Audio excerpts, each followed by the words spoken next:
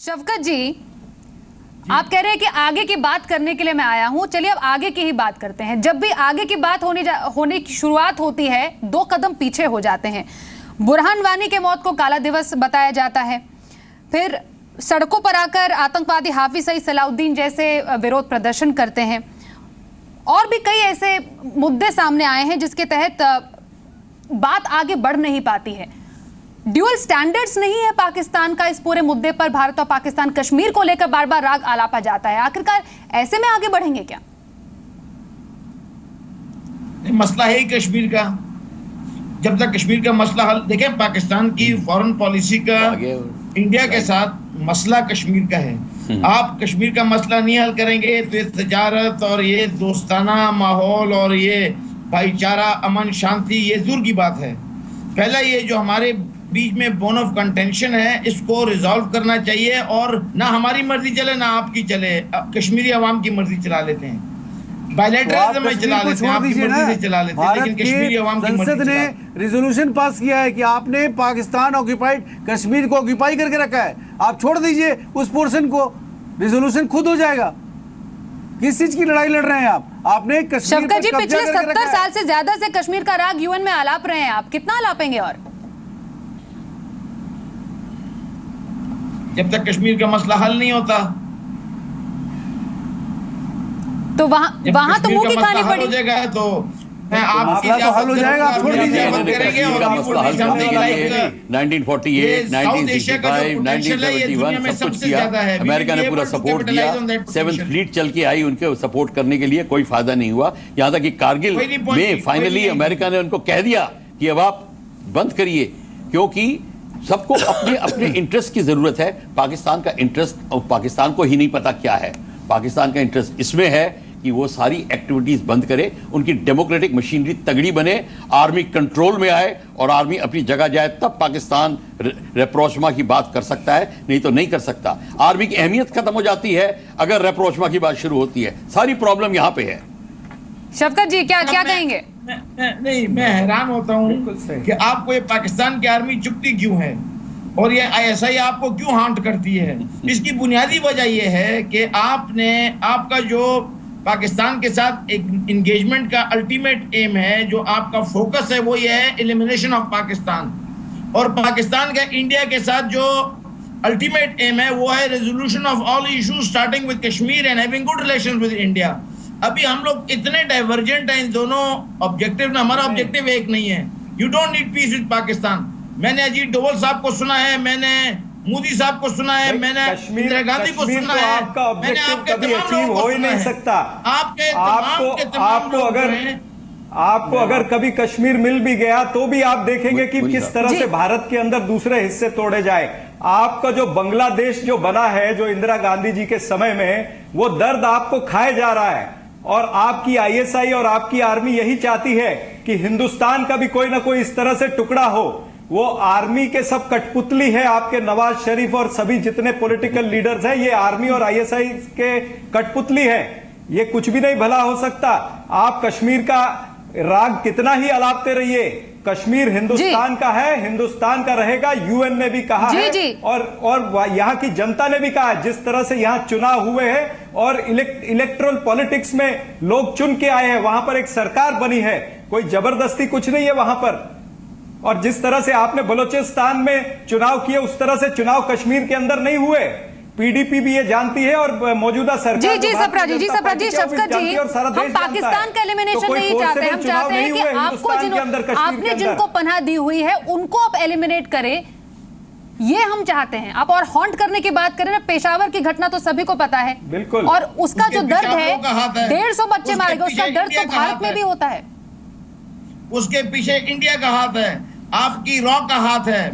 मेरे पास अजीत डोवल साहब की पूरी क्लिप मूवी की मौजूद है, जिसके बीच में वो खुद ये कह रहे हैं कि जी हम पाकिस्तान में ये करेंगे, हमने इतने शफकत जी, जिन लोगों ने 150 बच्चों को मारा उनको तो सजा आप खुद ने दी है। मैं आपको दिखा दूंगा, मेरे पास क्लिप है। मैंने कौन सा इतिहास पढ़ते हैं स्वाति जी? अगर आप चाहते हैं कौन सा इतिहास पढ़ते हैं? इनके इतिहास को हमारे पास भी मैं भेजिए। आपके साथ वीडियो शेयर करता हूं और ये मैं तो आपको वही भी दिखा narrative- सकता हूं। शफकत जी आप एक बात बताइए, पेशावर के गुनहगारों को दुनिया आप का ही ने कोई फांसी भी दी कि थोड़ा नहीं इसको दी? भरोसा नहीं करेगा जो आप बोल रहे हैं। सुनाता हूं जिसमें उन्होंने कहा है कि हमने इतने पैसे पाकिस्तान में पंप किए हैं और पाकिस्तान को हम इस तरीके से मारेंगे। मैं आपको सुना देता हूं वो, और आप रिकॉर्ड पे कोई एक पाकिस्तानी लीडर लाएं जो अरे भारत मरने परवेज मारने की मुशर्रफ बात नहीं ही बोला नहीं करता। था टेलीविजन। मैं आपको सिख लीडर खालिस्तान के जो कट्टर खालिस्तानी हैं उनके मैं आपको इंटरव्यू दे सकता हूं, लिंक्स दे सकता हूं, जिसमें वो खुद कहते हैं कि काश पाकिस्तान ने हमारी मदद की होती। एसडी मुनि जी, तो आप टेररिस्टों को कोट जी, कर जी, रहे हैं जी, जी। भारत को नीचे दिखाने के लिए। अरे पाकिस्तान से हमें प्रॉब्लम नहीं है, अगर पाकिस्तान टेररिज्म छोड़ दे तो। समय पर यूज कर रही है, उनको मदद कर रही है। आईएसआई का यही तो धंधा है। कोई मदद नहीं की। आपका तो नैरेटिव ही इतना गंदा है, उस नैरेटिव पर तो हम बात ही नहीं कर सकते, जिस पर कोई भी भरोसा करने के लिए तैयार नहीं होगा आपकी बातों पर। आपसे 4 गुना बड़ा मुल्क था जब आईएसआई ने काम किया तो उसके 15 मुल्क बन गए। दुनिया ने देखा आपके खिलाफ आईएसआई काम नहीं कर रही, आपका मुल्क बहुत छोटा है उस मामले में। शफकत जी, ये तो सभी जानते हैं कि आतंक का पनाहगार कौन है, ये कोई नई बात नहीं है जी। यहाँ पर एसडी मुनि जी शफकत जी आपसे कुछ सवाल जानना चाह रहे हैं जी। एसडी मुनि जी, 2 बातें आपको याद दिलाता हूँ, तवारीख से ताल्लुक है उनका। पहली बात तो ये कि जनरल मुशर्रफ ने अभी 1 साल पहले ही, 1 साल भी नहीं हुआ, ये कहा कि उन्होंने हमने इन लोगों को पाला था और हमने इन लोगों को पाला था स्ट्रेटेजिक एसेट्स बनाकर, लेकिन ये कमबख्त अब हमसे भी अलग हो गए हैं। अगर ये कमबख्त आपसे अलग हो गए हैं तो आप काहे नहीं उनको सजा देते हैं? आप ही के पाले हुए हैं। पहली बात सुन लीजिए। दूसरा, आप बार बार कश्मीर की बात कर रहे हैं। कश्मीर में यूनाइटेड नेशंस का रेजोल्यूशन पढ़ा है आपने? उसके 3 तहत हैं। सबसे पहली बात यह है कि पाकिस्तान ने जो ऑक्यूपाई कर रखा है उस इलाके से पाकिस्तान हटेगा। दूसरा ये है कि उसके बाद हिंदुस्तान वहाँ पर एडमिनिस्ट्रेशन को स्टेबल बनाएगा, और तब तीसरा है कि उसमें रायशुमारी होगी। आपने पहला मुद्दा ही तय नहीं किया और आप तीसरे की बात करते हैं। उसके अलावा जब शिमला एग्रीमेंट हुआ तो आपके लीडरों ने ये माना कि हम इस बात को अब दोबारा आपस में बायलेटरली सेटल करने की कोशिश करेंगे। तो आप बायलेटरली बातचीत से सेटल कीजिए ना, जैसा कि आपने वादा किया हुआ है। आप कारगिल करके तो नहीं उसका हल निकाल पाओगे, आप जिहादियों को तैयार करके तो उसका कोई हल नहीं निकाल पाओगे। तो ये तवारीख में है, आप उसको याद रखिए। जब भी आप कश्मीर की बात करते हैं, कश्मीर सुलट नहीं रहा है, इसलिए नहीं सुलट रहा है कि आप उसे सुलटाना नहीं चाहते हैं। आपके यहाँ कुछ तबके ऐसे हैं जो कश्मीर को जिंदा रखना चाहते हैं, कश्मीर को बर्न किए हुए रखना चाहते हैं, ताकि वो अपनी रोटियां उसके ऊपर सेक सके। शफकत जी जवाब दीजिए। अपनी राजनीतिक रोटियां सेकने के लिए। शफकत जी देखें जनाब, ये जो आपने बातें की इसमें आपने वो सारी बातें नहीं की जो यूएन रेजोल्यूशन का हिस्सा है। आपने अपनी मर्जी की बातें की। मैंने सिर्फ रेजोल्यूशन की बात की है, अपनी कोई बात नहीं कही मैंने। देखिए जनाब, जिस दिन सीज फायर हुआ था कश्मीर में वो 1949 1 जनवरी को हुआ था, और जब जंग शुरू हुई थी, जब आपका असेशन हुआ था वो अक्टूबर 1948 में हुआ था। कश्मीर में सबसे पहले तो आपने स्टैंड स्टिल एग्रीमेंट तोड़कर उसके ऊपर हमला किया। ये वहां के महाराजा ने कहा है कि जो स्टैंड स्टिल एग्रीमेंट्स आपसे किया था उसको किसने बदखल किया, बताइए। आप मुझे बात करने देंगे तो मैं आप बात कर रहे थे, मैं इंतहाई नहीं, मैं आपको इतिहास में पूरा ले जाना चाहता हूँ ना। 49 से शुरू ना कीजिए, 47 से शुरू कीजिए। 47 से शुरू करता हूँ जनाब। जी हाँ, आप क्यों गए वहां, क्यों स्टैंड स्टिल तोड़ा आपने? 14 अगस्त को पाकिस्तान आजाद हुआ। उस वक्त पाकिस्तान से कोई रास्ता गिलगित बल्तिस्तान को नहीं था, और गिलगित बल्तिस्तान मुकम्मल तौर पे दिसंबर 1947 को कश्मीर से टूटकर अलग हो गया, और लोगों ने खुद पाकिस्तान के झंडे लगाए, और फिर पाकिस्तान से पहाड़ों में से लोग गुजरकर 3-4 माह बाद गिलगित बल्तिस्तान पहुंचे। तवारीख दूसरी बार पढ़िए आप। शोरश बर्पा हुई और पठान कबाइल पाकिस्तान से कश्मीर में दाखिल हुए, तो उस वक्त महाराजा साहब के तसल्लुत में गिलगित बल्तिस्तान नहीं था, और जब आपकी फौजें दाखिल हुई इंस्ट्रूमेंट ऑफ असेशन के बाद, तो उस वक्त गिलगित बल्तिस्तान के ऊपर महाराजा साहब का कोई अमल दखल नहीं था। तो आप गिलगित बल्तिस्तान के ऊपर पाकिस्तान और इंडिया का अरे जनाब, आप सवाल का जवाब ही नहीं दे रहे हैं। मामला खराब हुआ है। नहीं शफकत साहब सुनिए, आप गलत बात, मौका मिल गया कि नहीं, आप अपनी बात डले जा रहे हैं, बात नहीं सुन रहे हैं आप। जो एग्रीमेंट आपने महाराजा से किया उसको क्यों तोड़ा? आपसे मैं बात करता हूं तो आप बात बदल के दूसरी तरफ चले जाते हैं। महाराजा साहब ने जो अंदर मचा दी थी, इधर जो तूफान बर्पा कर दिया था, जिस तरीके से स्वाति जी, इतिहास में जाने के पहले थोड़ा शिमला एग्रीमेंट पर भी जाइए, और उसके बाद आगरा समिट में क्या हुआ उस पर भी जाइए। इतिहास में कितने पीछे जाएंगे? स्वाति जी, शिमला एग्रीमेंट पर आइए। शिमला एग्रीमेंट क्यों साइन किया था आपने? सबसे बड़ी बात है, एग्रीमेंट आपने सबसे बड़ी बात है, पाकिस्तान ने आगरा समिट में अपना एरिया जो ऑक्यूपाई किया था वो चाइना को दिया है, और चाइना को उसके अंदर एक पार्टी बना दिया है।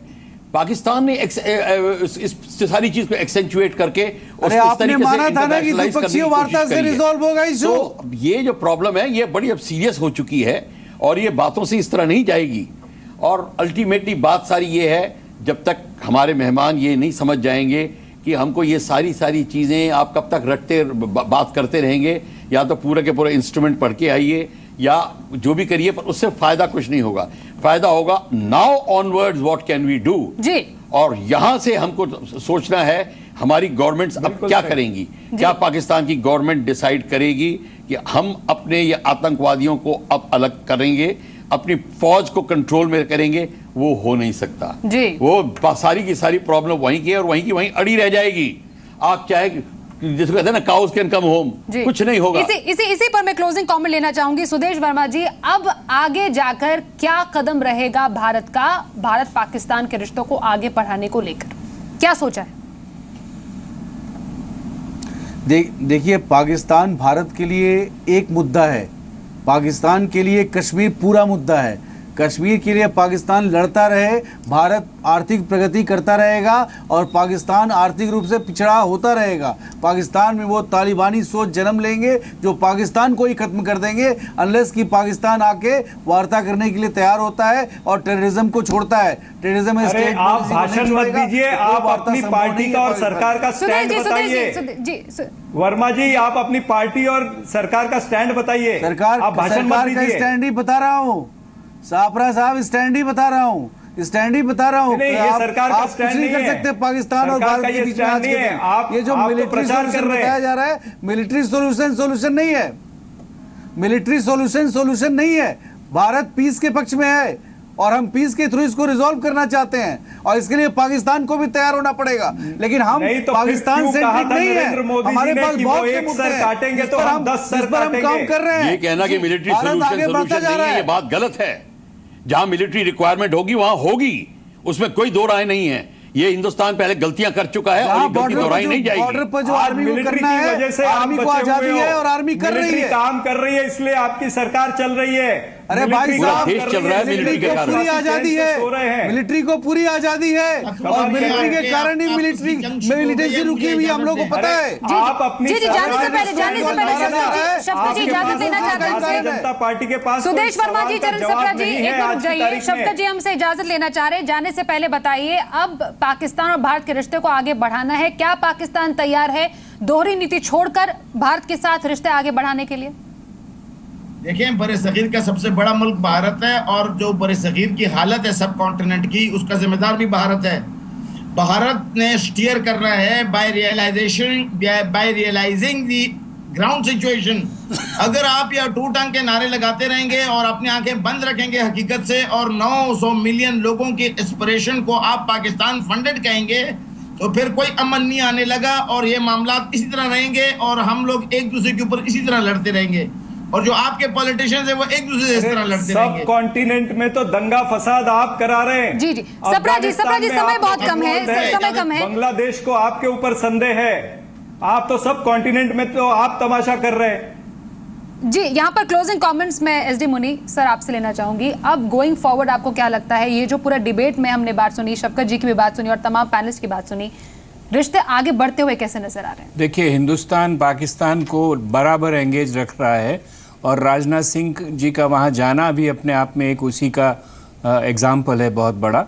तो हमें ये कोशिश करनी चाहिए कि पाकिस्तान से एंगेज रखें, लेकिन उम्मीद कुछ ज़्यादा नहीं करनी चाहिए, क्योंकि जब तक पाकिस्तान के आंतरिक मामले तय नहीं होंगे, पाकिस्तान की सरकार, पाकिस्तान की फौज ये तय नहीं कर पाएगी कि हिंदुस्तान के साथ क्या रिश्ता रखना है। जी प्रफुल्ल बख्शी सर।